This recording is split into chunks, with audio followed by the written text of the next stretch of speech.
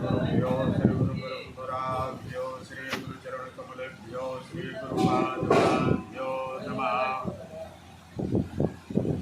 श्री सीतानाथ समारंभां रामानंदार्य मध्यमां श्री राघवाचार्य पर्यन्तां वन्दे श्री गुरुपरंपरां।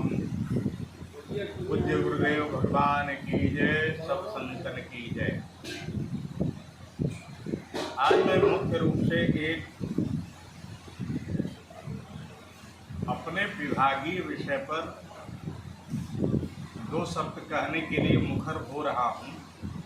कारण विगत 5 दिनों से एक पाखंडवाद को बिंदु बना करके अनेकानेक लोग लगे हैं, और ऐसा इस तरह लगे हैं कि प्रदेश में जातीय संघर्ष उपस्थित हो जाए, प्रदेश में सभी यादव मिलकर के ब्राह्मणों को खत्म कर दें, सभी ब्राह्मणों मिलकर के यादवों को खत्म कर दें। मैं बस इतना कहना चाहता हूँ कि इटावा वाले बिंदु पर दोनों के दोनों ही गलत हैं। कौन ज़्यादा गलत है, कौन कम गलत है, ये शोध का विषय है।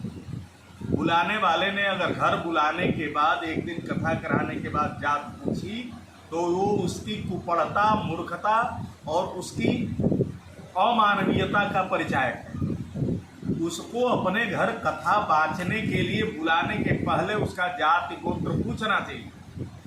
आज भी हमारे पास जब बुजुर्ग लोग आते हैं तो जलपान करते करते पूछ लेते हैं, महाराज रे और ममहर कौन गाँव है? तो हम लोग भी हंसते हुए अपना अजियाउर भी बता देते हैं कि फलाने गांव हमारा अजियाउर है, हमारे फलाने गांव ममहर है। तो ये उस महामूर्ख को उसी दिन पूछ लेना चाहिए जिस दिन वो बुलाने गया। अब एक वीडियो ऐसा आया है जिसमें वो खुद स्वीकार कर रहा है कि हम इनसे 3 कथाएं और करा चुके हैं।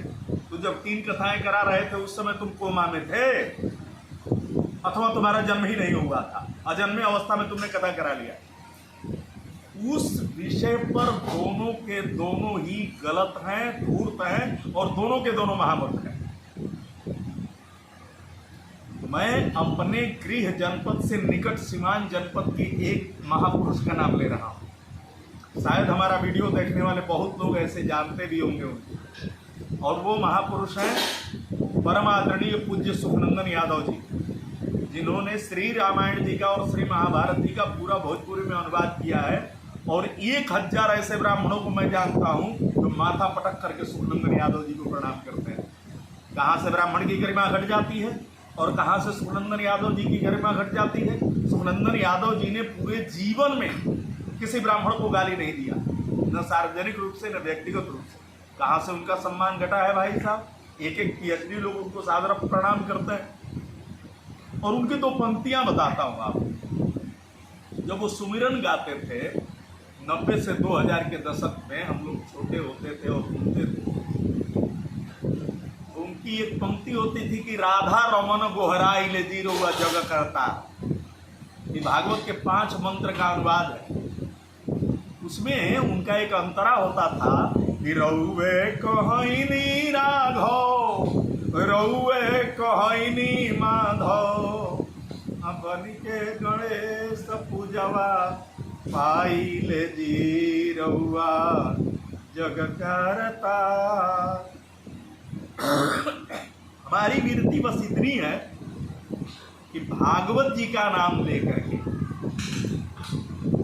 प्रदेश में, देश में जातीय संघर्ष कराने वाले उन ऊपरों से हाथ जोड़ करके विनती है कि आप लोग हिंदू समाज को, सनातन समाज को आपस में कटने के लिए तैयार न करिए।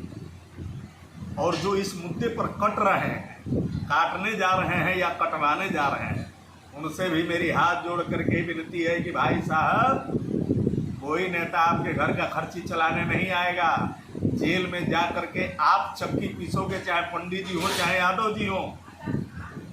कोई नेता आकर के आपका कैरियर ठीक करने नहीं जाएगा, आपके बच्चों को पढ़ाने नहीं जाएगा, आपके माता पिता की दवा कराने नहीं जाएगा। कोई नेता उस यादव जी के यहाँ क्यों नहीं गए जो सीमा पर शहीद होकर के घर उसका पार्थिव शरीर लौटा था? एक समाजवादी या नमाजवादी वहाँ ध्यान में नहीं गया। मैं अति विनम्रता पूर्वक कह रहा हूँ, किसी पार्टी का कोई नेता हो, नेताओं के चक्कर में पड़ करके पारस्परिक वैमनस्य को न बढ़ाएं, पारस्परिक सामंजस्य को न बिगाड़ें, ये हमारी हाथ जोड़ करके विनती है। बाकी यह न्याय आप लोगों पर छोड़ता हूँ। मेरा यह है कि दोनों के दोनों अपराधी हैं और दोनों ने गलती किया है। कम या अधिक किसने किया है, ये जांच का विषय है, ये चर्चा का विषय है। पुनः भागवत को प्रणाम करते हुए पूरे प्रदेश की, पूरे देश की जनता से मैं यह विनती करता हूँ कि जाति के नाम पर ब्राह्मणों को गाली न दें या कोई ब्राह्मण किसी यादव को गाली न दें। इससे कुछ नहीं मिलेगा, एक नया नहीं मिलेगा, और जो मिलेगा वो आप अपने अग्रजों को, अपने आने वाले संतानों को मुंह दिखाने लायक नहीं रहोगे। आने वाली संतानें गालियां भी नहीं देंगी। ये हमारी विनती है। ग्रंथ का